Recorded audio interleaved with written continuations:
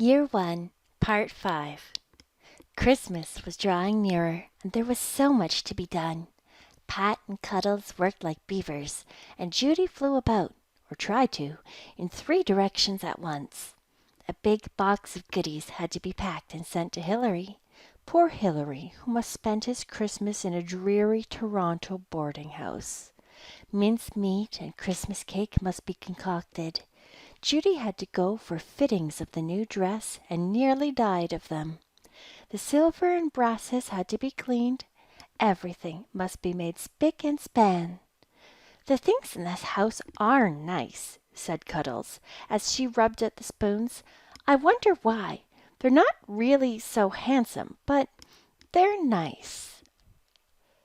"They're loved. That's why," said Pat softly. "They've been loved and cared for years. I love everything in this house terribly, Cuddles." "I believe you love them too much, Pat. I love them, too, but you seem to worship them." "I can't help it. Silverbush means everything to me, and it seems to mean more every year of my life. I do want this Christmas to go off well. Everything just right. All the folks enjoying themselves. Judy, do you think 6 mince pies will be enough? It would be disgraceful if we didn't have enough of everything." "Loads and lashings," assured Judy. "Mrs. Tom Robinson do be thinking we're terrible extravagant. A fat kitchen makes a lean will, she did be sighing to me the other day when she was in, borrying the quilt camps off of me. 'Oh,' says I, 'we're not like the Britwhistles at the bridge,' says I, 'after they do be having a bit of company,' says I. 'Not a dab of butter will be it in that house till all the extra bills are made up,' says I. She took it with her chin up, but she was failing it all right.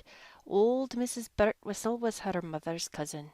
Oh, I'm knowing too much about all the folks in these parts for any of them to be giving me digs in me own kitchen. A lean will indeed. Plaise the good man above, it'll be a long time afore there's any need to talk of wills at Silverbush." "But Aunt Edith says we do live too high at Silverbush," said Cuddles. "She says we really ought to be more frugal." "Frugal? I hate that word," said Pat. "It sounds so porridgey. I do hope Joe will get home in time. We must give a party for him if he does, some night between Christmas and New Year's. I love to give parties. It's so nice to see people coming to Silverbush in pretty dresses, all smiling and happy. I hope everybody will have a good appetite Christmas Day. I love to feed hungry people." Oh, and what are women for if it's not to feed the world?" said Judy complacently. "Sure, and it do be giving me pleasure just to see a cat lapping his milk. It's glad I am you girls do be having the real Silverbush notions of hospitality. I'm minding the fuss your Aunt Jessie did be making once because company came unexpected like, and she had nothing to give them to ate. Never was Silverbush in any such predicament, I'm telling you." "There ain't so much fun here as at the Jebbses, though," said Tillytuck, who was sandpapering an axe handle in his corner, and thought Judy needed taking down a bit. "They were always quarrelling there. 2 would start, and then all the rest would join in. It was interesting. You folks here never quarrel. I never saw such a harmonious family." "I should think we wouldn't quarrel," said Pat indignantly. "It would be terrible to have quarrels at Silverbush. I hope we never will have." "You'll be a fortunate family then," said Tillytuck. "There ain't many families but have a ruction once in a while." "I think I would die if any of us quarreled," said Pat. "We leave that to people like the Binnies." Hope died hard in the matter of Joe, but the days passed without any word of him or his ship. It was over 3 years since Joe had been home, and Pat always knew, when she surprised a certain look in Mother's eyes, that she was longing for her sailor boy. It would shadow Mother's Christmas a bit if Joe didn't get home in time for it. Pat had hoped for a fine Christmas day, clear and crisp, with a crackle of frost and unspoiled fields of snow, and caps of lovely white fur on the posts down the lane. But she felt dubious as she took her last look from the kitchen door late on Christmas Eve. She and Judy had stayed up to make the stuffing for the birds, but Judy was now folding weary hands for slumber in the kitchen chamber, and Tilly Tuck had gone to sleep, perchance to snore, in the granary loft. A snarling, quarrelsome wind was fighting with the white birches and wailing around the barns. Did not sound like a fine day on the morrow, but one must hope for the best, as Judy said. Pat shut out the chill of the winter night, and paused a moment in the warm old kitchen to gloat over things in general. Everything she loved best was safe under her roof. The house seemed breathing softly and contentedly in its sleep. Life was very sweet. Pat's hopes for a fine day were vain. Christmas morning dawned on a dreadful combination of fog and rain. Rain by itself, Pat always thought, was an honest thing. Fog, lovely and eerie, but together they were horrible. Tilly Tuck agreed with her. "It's fogging, Judy," he said dolefully when he came in for breakfast. "Fogging hard. I can put up with a rainy day, but I can't come these half and halves, like a woman who never knows her own mind. No, sir." Oh, oh, and I'm not knowing what's to be done, with people tramping all over me clane floor and dirty boots, said Judy viciously. "We'll just have to do as they do in Nova Scotia, Judy." Judy bit. Oh, and what is it they do in Nova Scotia, if a body may ask? "They do the best they can," said Tilly Tuck solemnly, as he went out with the milking pails. Tilly Tuck mostly did the milking now. Judy had surrendered the chore unwillingly. She was afraid, when Long Alec insisted on it, that he thought she was growing too old for it, and she never could be brought to believe that Tilly Tuck stripped the cows properly. Besides, wasn't he ruining the young barn cats by milking into their mouths? That was no way to be training cats. You wouldn't be catching Gentleman Tom, or Bold and Bad, or Squidunk at any such capers. After breakfast, the blue and gold and purple and silver parcels were distributed, and everyone was pleased. Pat had been afraid Sid might not like the rather gorgeous silk pajamas she had got him, but Sid did. "They're the very niftiest pajamas I ever saw in my life," vowed Cuddles. "And where have you seen so many pajamas, miss?" demanded Long Alec, thinking to get a rise out of Cuddles. "On the bargain counters," retorted Cuddles, and the laugh was on Dad. It did not take much to make the Silverbush people laugh. Laughter came easily to them. "Isn't she the clever one?" said Judy, and then stiffened in horror. Tilly Tuck was proudly uncovering his Christmas present for the missus, a Jerusalem cherry, a pretty thing, to be sure, with its glossy green leaves and ruby red fruit, and Mother was delighted with it. But Judy beat a sudden retreat to the kitchen, followed by Pat. "Judy, what is the matter? You're never going to be sick today?" "Patsy Darlant, it's well if there's nothing worse than me being sick happens here this blissed day. Where are you seeing what that Tilly Tuck dood be given to your mother? A Jerusalem cherry, no less. Sure, and it didn't I come all out with goose flesh when I saw it." "But what about it, Judy? It's a pretty thing. I thought it lovely of Tilly Tuck to remember Mother." "Oh, don't you be knowing a Jerusalem cherry brings bad luck?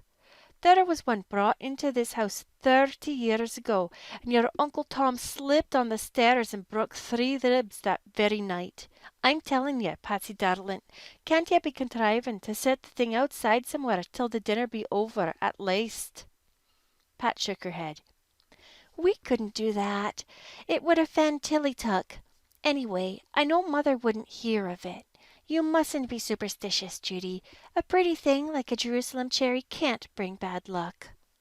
I'm hoping you're right, Patsy, but we'll be seeing what we'll see. Fogging, Judy, says he. No wonder it do be fogging. And him with that Jerusalem thing in his granary that blessed minute.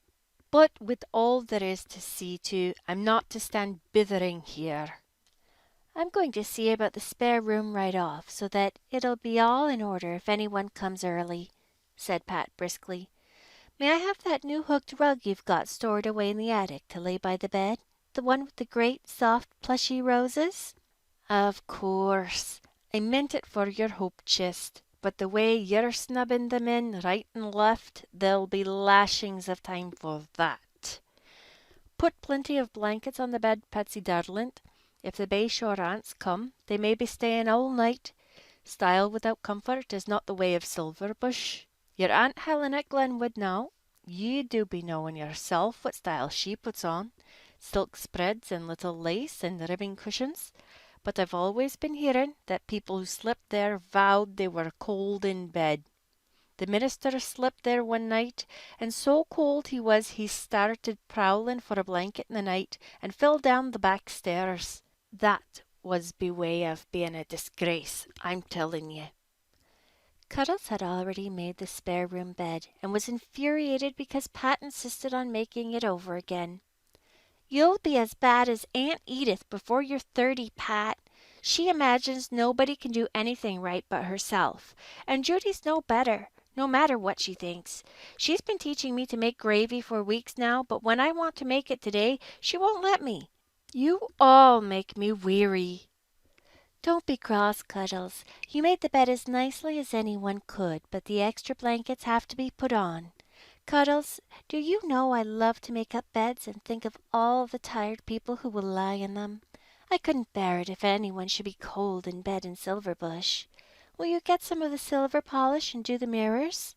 I want them to shine like diamonds, especially the one in the hall. The hall mirror was one that had been brought out from France by great-great-grandmother Marie Bonnet. It was a long, softly gleaming thing in a ruddy copper frame, and Pat loved it. Cuddles had an affection for it, too, because she thought she looked nicer in it than in any other mirror at Silverbush. Sure, and it was always the flattering one, said Judy, as Cuddles rubbed at the frame. Many's the pretty face that's looked into it. I wonder, said Pat dreamily, passing carelessly through the hall just to make sure Cuddles was doing the polishing right. If one came here some moonlit night, one couldn't see all the shadowy faces that once looked into it looking out again. Oh, you'd need the enchanted mirror of Castle McDermott for that, chuckled Judy. That looking glass wasn't like other looking glasses. There did be a curse on it. I was always afraid of it. Betimes it did be seeming like a friend, and then again like an enemy. And I was always wanting to look in it, in spite of me fear, just to be seeing if anything looked out of it. And did anything ever, Judy? Never a bit of it, girl dear. The looking glass wasn't for common folks like myself. Never did I be seeing anything worse than me own freckled face. But there did be them that did. What did they see, Judy?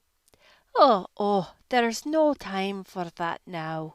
It's me rice and gravy I must be seeing to this blessed minute. Pat shut the hall door and set her back against it resolutely. Judy, not one step do you stir from this hall till you've told us what was seen in the McDermott mirror. If there's no raisin gravy made this Christmas. Oh, Judy surrendered. It's maybe as well to tell it when Tillytuck can't be claiming to have stepped out of the glass. Did ye be hearing him the other evening when I was telling of the dance one Saturday night in South Glen that they kept up too late, past the stroke of 12, and the bad man below interred? Says me Tillytuck solemnly, I remember it only too well. I was at that dance. Indeed, says I, sarcastic like. Ye must be an aged man, Tillytuck, for the dance was all of 80 years ago.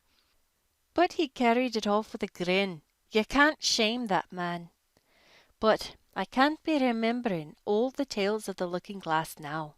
There was a Kathleen McDermott once who was no better than she should be, and my fine lady whips out one night to meet her gentleman lover and run away with him.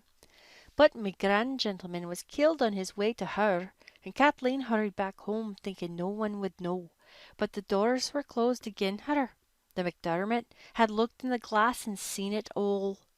Bridget McDermott saw her soldier husband dying in India the night he was killed. But nobody ever knew what Nora McDermott saw, for the poor little soul dropped the lamp she was holding, and her dress caught fire, and she was dead in 2 hours. Oh! Cuddles shivered deliciously. Why did they keep such a terrible thing in the castle? Sure, it belonged there, said Judy mysteriously. You wouldn't have them move it. And it was by way of being friendly as often as not. Eileen McDermott knew her man was alive, shipwrecked on a South Sea island, when everyone else was sure for a whole winter that he was drowned. She saw him in the glass, and the McDermott of me own time saw a minuet danced in it one night, and never was any the worse of it. And now I'm getting back to me kitchen. I've wasted enough time palavering with ye. Half the fun of making preparations for anything is in talking things over, reflected Cuddles, giving the mirror a final whisk. It held no ghosts, but Cuddles felt secretly satisfied with what she saw in it.